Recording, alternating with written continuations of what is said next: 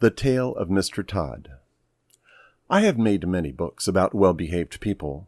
Now, for a change, I am going to make a story about two disagreeable people called Tommy Brock and Mr Tod. Nobody could call Mr Tod nice. The rabbits could not bear him.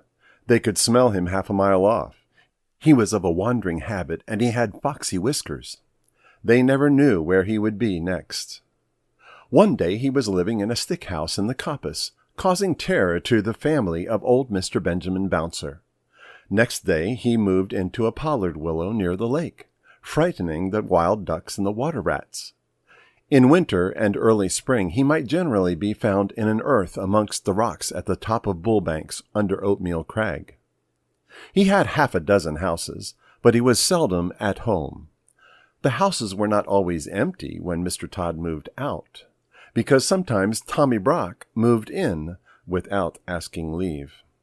Tommy Brock was a short, bristly, fat, waddling person with a grin. He grinned all over his face. He was not nice in his habits. He ate wasp nests, and frogs, and worms, and he waddled about by moonlight, digging things up. His clothes were very dirty, and as he slept in the daytime, he always went to bed in his boots. And the bed which he went to bed in was generally Mr. Tod's. Now Tommy Brock did occasionally eat rabbit pie, but it was only very little young ones occasionally when other food was really scarce. He was friendly with old Mr. Bouncer. They agreed in disliking the wicked otters and Mr. Tod. They often talked over that painful subject. Old Mr. Bouncer was stricken in years. He sat in the spring sunshine outside the burrow in a muffler, smoking a pipe of rabbit tobacco. He lived with his son Benjamin Bunny, and his daughter-in-law Flopsy, who had a young family. Old Mr. Bouncer was in charge of the family that afternoon, because Benjamin and Flopsy had gone out. The little rabbit babies were just old enough to open their blue eyes and kick. They lay in a fluffy bed of rabbit wool and hay, in a shallow burrow separate from the main rabbit hole. To tell the truth, old Mr. Bouncer had forgotten them. He sat in the sun and conversed cordially with Tommy Brock, who was passing through the wood with a sack and a little spud which he used for digging and some mole traps. He complained bitterly about the scarcity of pheasants' eggs and accused Mr. Tod of poaching them. And the otters had cleared off all the frogs while he was asleep in winter.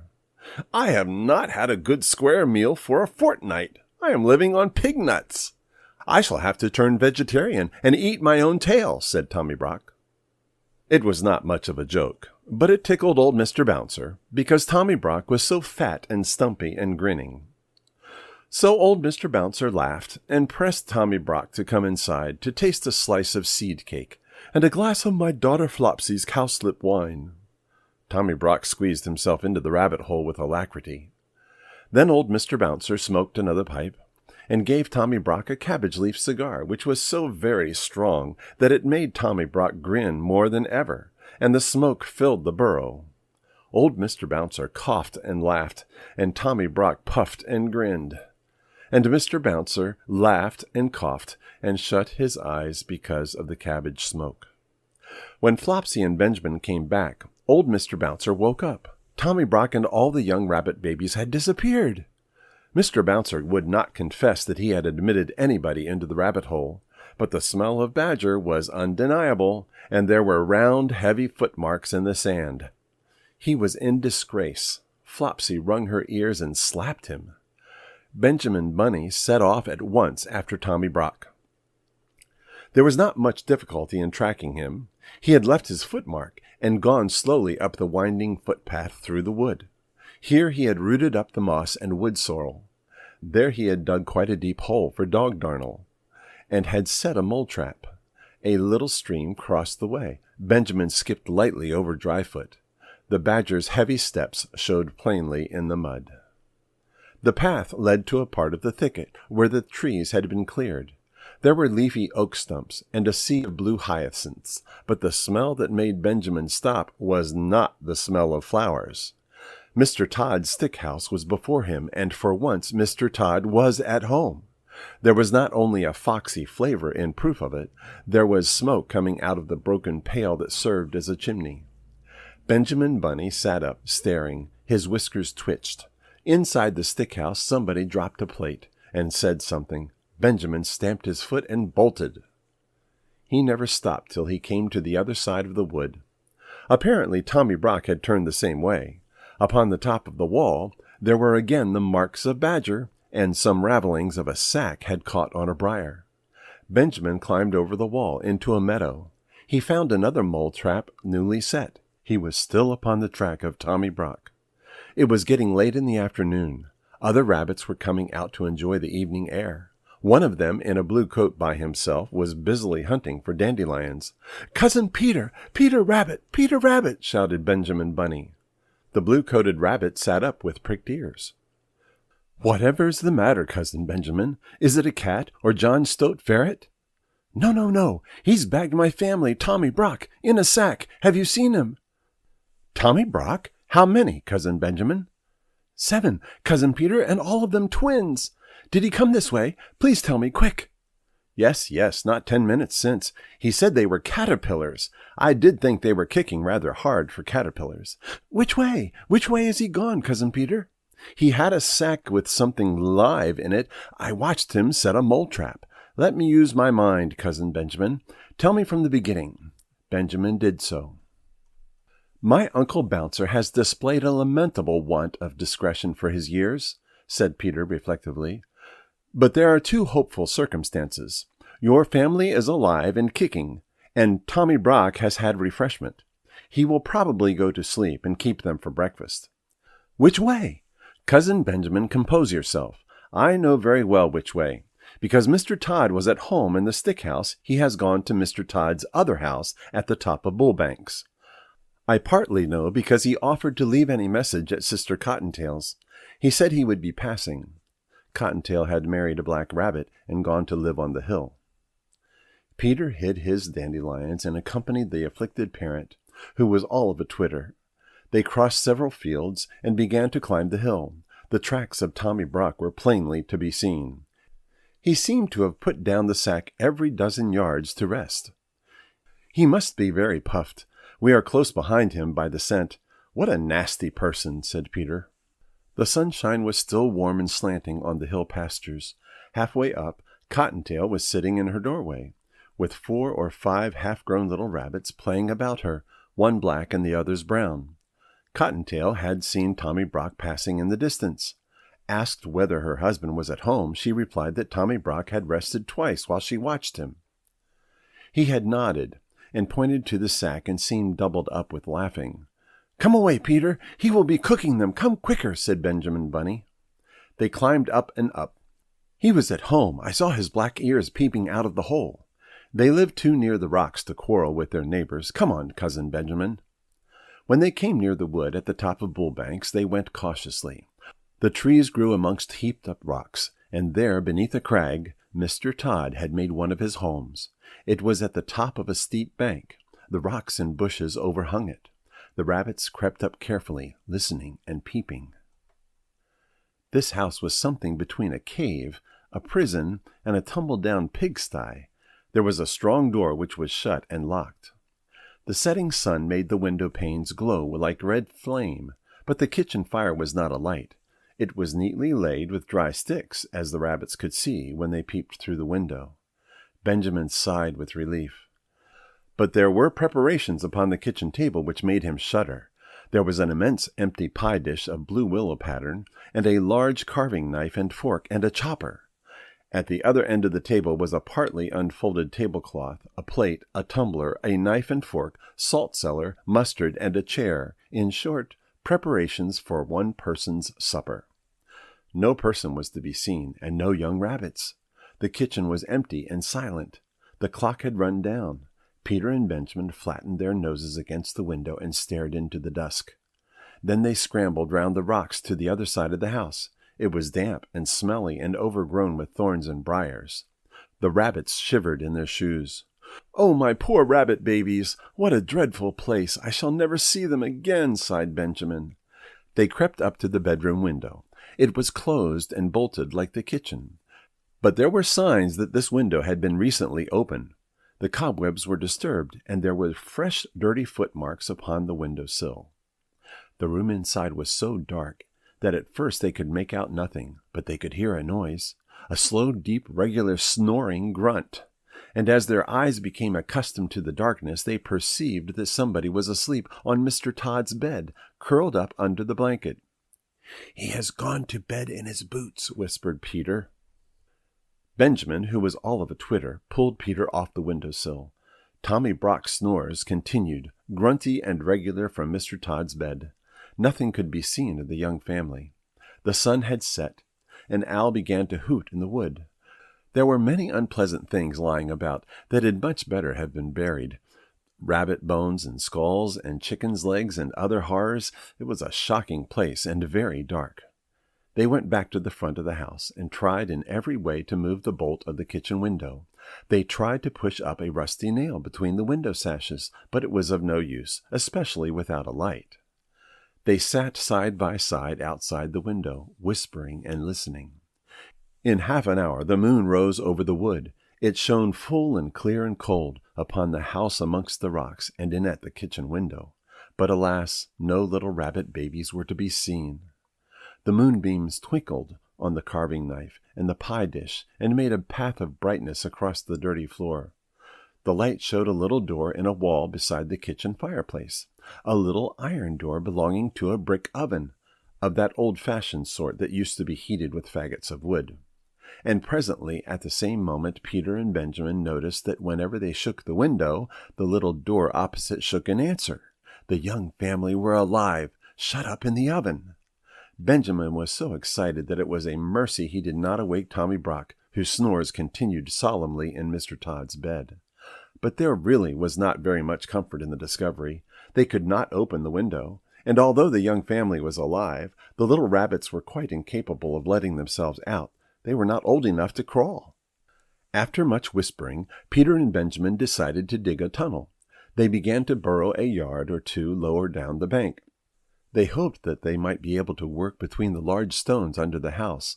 The kitchen floor was so dirty that it was impossible to say whether it was made of earth or flags. They dug and dug for hours.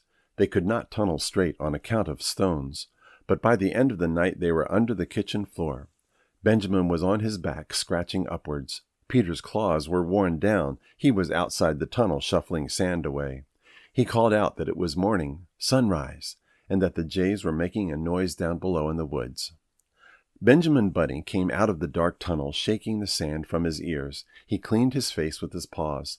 Every minute the sun shone warmer on the top of the hill. In the valley there was a sea of white mist, with golden tops of trees showing through. Again from the fields down below in the mist there came the angry cry of a jay, followed by the sharp yelping bark of a fox. Then those two rabbits lost their heads completely. They did the most foolish thing that they could have done. They rushed into their short new tunnel and hid themselves at the top end of it, under Mr. Tod's kitchen floor. Mr. Tod was coming up Bullbanks, and he was in the very worst of tempers. First, he had been upset by breaking the plate. It was his own fault, but it was a china plate, the last of the dinner service that had belonged to his grandmother, old Vixen Tod.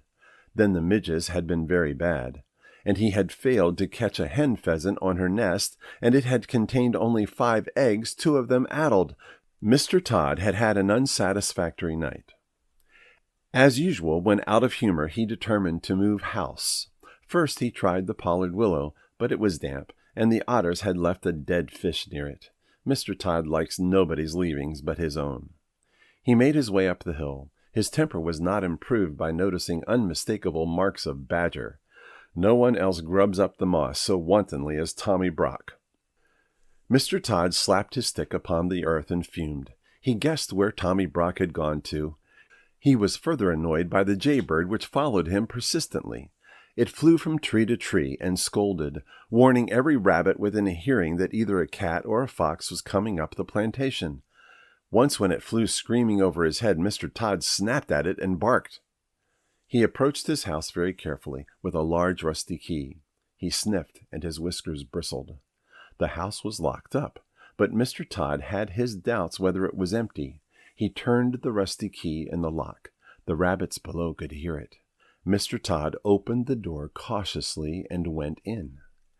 The sight that met Mr. Tod's eyes in Mr. Tod's kitchen made Mr. Tod furious. There was Mr. Tod's chair, and Mr. Tod's pie dish, and his knife and fork and mustard and salt cellar, and his tablecloth that he had left folded up in the dresser, all set out for supper, or breakfast, without doubt for that odious Tommy Brock. There was a smell of fresh earth and dirty badger, which fortunately overpowered all smell of rabbit. But what absorbed Mr. Tod's attention was a noise, a deep, slow, regular snoring, grunting noise coming from his own bed. He peeped through the hinges of the half-open bedroom door. Then he turned and came out of the house in a hurry. His whiskers bristled, and his coat collar stood on end with rage. For the next 20 minutes Mr. Tod kept creeping cautiously into the house and retreating hurriedly out again.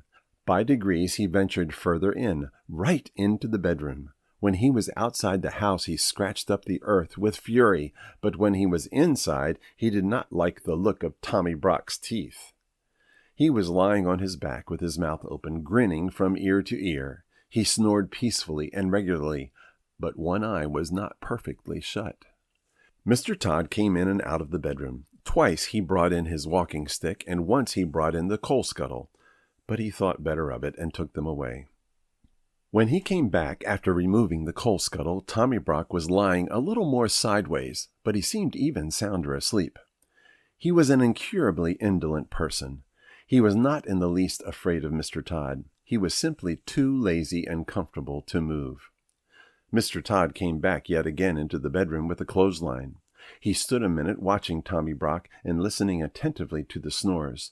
They were very loud indeed, but seemed quite natural. Mr. Tod turned his back towards the bed and undid the window. It creaked. He turned round with a jump. Tommy Brock, who had opened one eye, shut it hastily. The snores continued. Mr. Tod's proceedings were peculiar and rather uneasy, because the bed was between the window and the door of the bedroom. He opened the window a little way and pushed out the greater part of the clothesline onto the window-sill. The rest of the line, with a hook at the end, remained in his hand. Tommy Brock snored conscientiously. Mr. Tod stood and looked at him for a minute, then he left the room again. Tommy Brock opened both eyes and looked at the rope and grinned. There was a noise outside the window. Tommy Brock shut his eyes in a hurry. Mr. Tod had gone out of the front door and round to the back of the house. On the way he stumbled over the rabbit burrow. If he had had any idea who was inside it, he would have pulled them out quickly.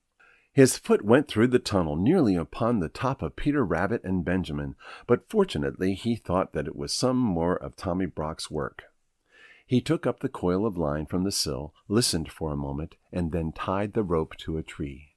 Tommy Brock watched him with one eye through the window. He was puzzled. Mr. Tod fetched a large heavy pailful of water from the spring and staggered with it through the kitchen into his bedroom. Tommy Brock snored industriously with rather a snort. Mr. Tod put down the pail beside the bed, took up the end of rope with the hook, hesitated, and looked at Tommy Brock. The snores were almost apoplectic, but the grin was not quite so big. Mr. Tod gingerly mounted a chair by the head of the bedstead. His legs were dangerously near to Tommy Brock's teeth. He reached up and put the end of rope with the hook over the head of the tester bed where the curtains ought to hang. Mr. Tod's curtains were folded up and put away, owing to the house being unoccupied. So was the counterpane. Tommy Brock was covered with a blanket only. Mr. Tod, standing on the unsteady chair, looked down upon him attentively. He really was a first-prize sound sleeper. It seemed as though nothing would waken him, not even the flapping rope across the bed. Mr. Tod descended safely from the chair, and endeavored to get up again with a pail of water. He intended to hang it from the hook, dangling over the head of Tommy Brock, in order to make a sort of shower bath worked by a string through the window. But naturally, being a thin-legged person, though vindictive and sandy-whiskered, he was quite unable to lift the heavy weight to the level of the hook and rope. He very nearly overbalanced himself. The snores became more and more apoplectic. One of Tommy Brock's hind legs twitched under the blanket, but still he slept on peacefully. Mr. Tod and the pail descended from the chair without accident. After considerable thought, he emptied the water into a wash-basin and jug. The empty pail was not too heavy for him. He slung it up, wobbling over the head of Tommy Brock. Surely there never was such a sleeper. Mr. Tod got up and down and up on the chair. As he could not lift the whole pailful of water at once, he fetched a milk jug and ladled quarts of water into the pail by degrees. The pail got fuller and fuller and swung like a pendulum. Occasionally a drop splashed over, but still Tommy Brock snored regularly and never moved, except one eye. At last Mr. Tod's preparations were complete. The pail was full of water, the rope was tightly strained over the top of the bed and across the window sill to the tree outside. "It will make a great mess in my bedroom, but I could never sleep in that bed again without a spring cleaning of some sort," said Mr. Tod. Mr. Tod took a last look at the badger and softly left the room. He went out of the house, shutting the front door. The rabbits heard his footsteps over the tunnel. He ran round behind the house, intending to undo the rope in order to let fall the pail full of water upon Tommy Brock. "I will wake him up with an unpleasant surprise," said Mr. Tod. The moment he had gone, Tommy Brock got up in a hurry. He rolled Mr. Tod's dressing gown into a bundle, put it into the bed beneath the pail of water instead of himself, and left the room also, grinning immensely. He went into the kitchen, lighted the fire, and boiled the kettle. For the moment he did not trouble himself to cook the baby rabbits. When Mr. Tod got to the tree, he found that the weight and strain had dragged the knot so tight that it was past untying. He was obliged to gnaw it with his teeth. He chewed and gnawed for more than 20 minutes. At last the rope gave way with such a sudden jerk that it nearly pulled his teeth out and quite knocked him over backwards. Inside the house there was a great crash and splash, and the noise of a pail rolling over and over, but no screams. Mr. Tod was mystified. He sat quite still and listened attentively. Then he peeped in at the window. The water was dripping from the bed. The pail had rolled into a corner. In the middle of the bed, under the blanket, was a wet flattened something, much dinged in the middle where the pail had caught it, as it were across the tummy. Its head was covered by the wet blanket, and it was not snoring any longer.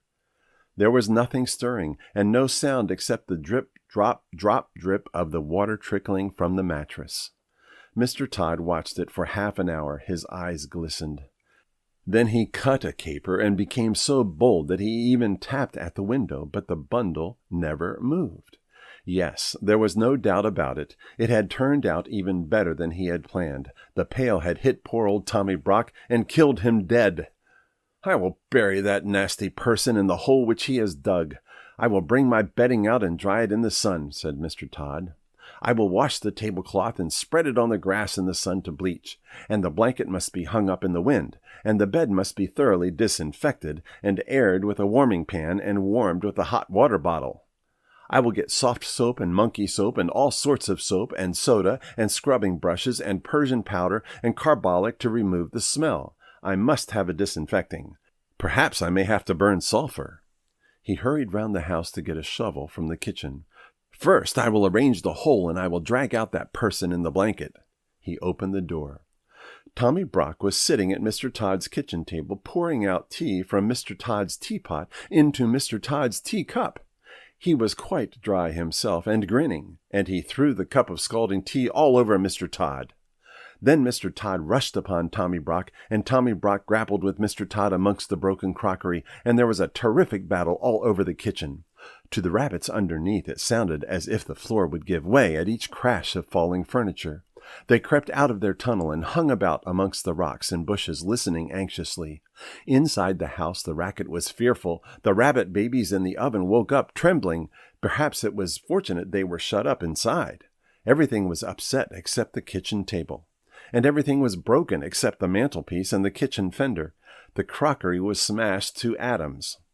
The chairs were broken, and the window, and the clock fell with a crash, and there were handfuls of Mr. Tod's sandy whiskers. The vases fell off the mantelpiece. The canisters fell off the shelf. The kettle fell off the hob. Tommy Brock put his foot in a jar of raspberry jam, and the boiling water out of the kettle fell upon the tail of Mr. Tod. When the kettle fell, Tommy Brock, who was still grinning, happened to be uppermost, and he rolled Mr. Tod over and over like a log out at the door.